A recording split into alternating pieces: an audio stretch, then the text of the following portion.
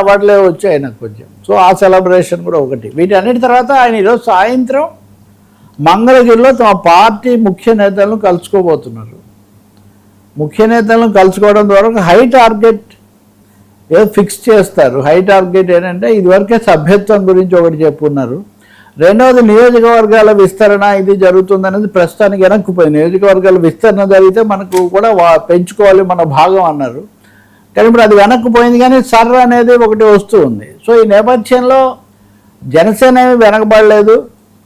మనం ముందుకే వస్తాము, దూసుకెళ్తాము, మన బేస్ మన పునాది పెంచుకుంటామనే ఒక సందేశం ఇవ్వడానికి ఆయన ఈ సందర్భాన్ని ఉపయోగించుకునే ఒక అవకాశం ఉంది. రెండవది దుష్ప్రచారాలకు ఏం లోబడకండి. ఇంతకుముందు కూడా 2-3 సార్లు పవన్ కళ్యాణ్ ప్రత్యేకంగా తన ట్వీట్ల ద్వారా కానీ ప్రకటనల ద్వారా కానీ మన మీద ఎవరన్నా చేస్తే మీరు చాచి కొట్టండి తప్ప వెనకడుగు వేయకండి.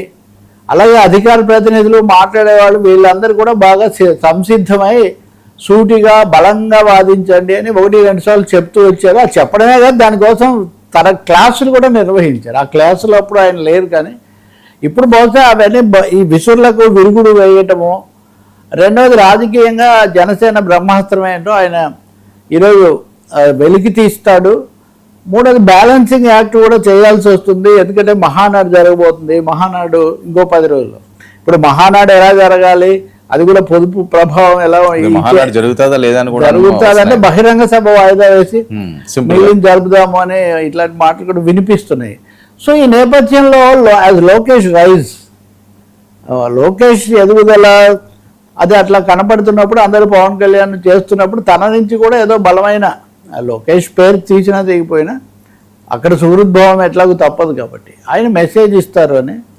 సో రాజకీయ వర్గాలు పవన్ కళ్యాణ్ ఈ దశలో ఏం చెప్తారు. రెండో దక్షిణ భారతంలో నిజంగానే మిగిలిన విషయాలు ఎలా ఉన్నా విజయ్ ఇదంతా అయిన తర్వాత మళ్ళీ కొంచెం దక్షిణ భారతంలో మళ్ళీ పునర్ దిశానిర్దేశం ఏదో చేయాల్సిన అవసరం కూడా ఉంటుంది. రెండోది మోదీని కలిశారు కదా, దాని నుంచి ఏం చెప్తారు, దాని గురించి మోదీ తనకు ఏం చెప్పారు, లేకపోతే మోదీ సందర్భంలో తనకు వచ్చిన ఆలోచనలు ఏంటి. ఎన్డీఏగా జనసేనగా ఏపీలో కూటమిగా తెలంగాణ రాజకీయాలకు తెలంగాణలో పాత్ర ఇచ్చారు, అడుగుతారు అని అది కూడా ఒకటి వచ్చింది. సో ఇవన్నిటికీ చాలా ప్రశ్నలకు ఈరోజు ఆయన జవాబు చెప్పొచ్చు. లేకపోతే అప్పుడున్న వాతావరణాన్ని బట్టి ఏమీ చెప్పకుండా మామూలు ఈ కుశల ప్రశ్నలు శుభాకాంక్షలతో సరిపెట్టాలనుకుంటే అది ఇంకా పెద్ద రాజకీయం అవుతుంది. చెబితే అది కీలకమైన మెసేజ్ అవుతుంది, చెప్పకపోతే ఇంకా ఏదో పెద్ద మెసేజ్ ఉంది అని అదే అవుతుంది. కాబట్టి ఈరోజు బిగ్ డే జనసేనకు సంబంధించినంత వరకు. సార్